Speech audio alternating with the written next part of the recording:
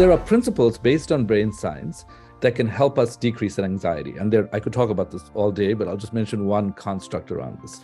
There's a mnemonic called CIRCA, C-I-R-C-A. And I'll tell you what each thing stands for and how you can decrease anxiety. And there's also a free download of a CIRCA app. So the first C is chunking. So when you open your email box on a Monday morning and you see this huge thing that you have to do and it's way too much work and it's overwhelming, we sometimes just think, okay, I'll get to it, or I'll try to manage this. But this just increases activation of the anxiety centers in the brain. What you want to do is immediately chunk it out.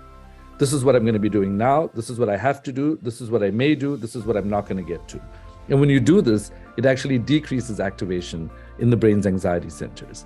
Then there's ignore mental chatter, which is a kind of mindfulness practice. Now, there was an earlier question about how does this impact interpersonal relationships and people?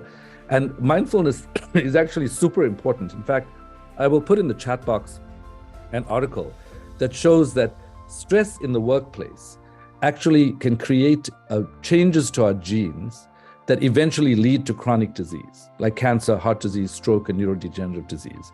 And mindfulness can protect the genes. And what is mindfulness? It's sitting back in the chair, paying attention to your breath, and just paying attention to every inspiration and exhalation.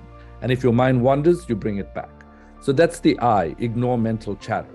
The R is reality check, which is this too shall pass. Like sometimes you just get bad news. There's no good way of looking at it.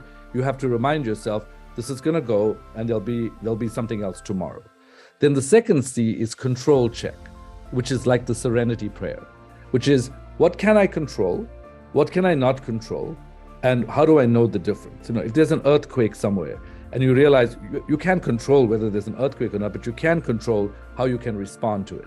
So if you can discern those two things, you will not just be occupying your brain's attentional centers with all kinds of irrelevant information. So let's say you have 10 different pieces of attention.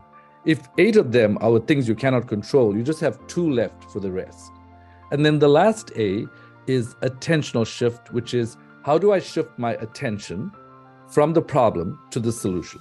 So it's chunking, ignore mental chatter, reality check, control check, and attentional shift.